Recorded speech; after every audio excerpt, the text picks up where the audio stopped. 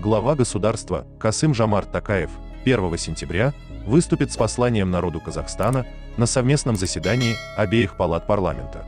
Подчеркивается, что основная часть послания будет посвящена социально-экономическому развитию страны. Напомним, что в прошлый раз глава государства выступал с посланием народу Казахстана 16 марта текущего года.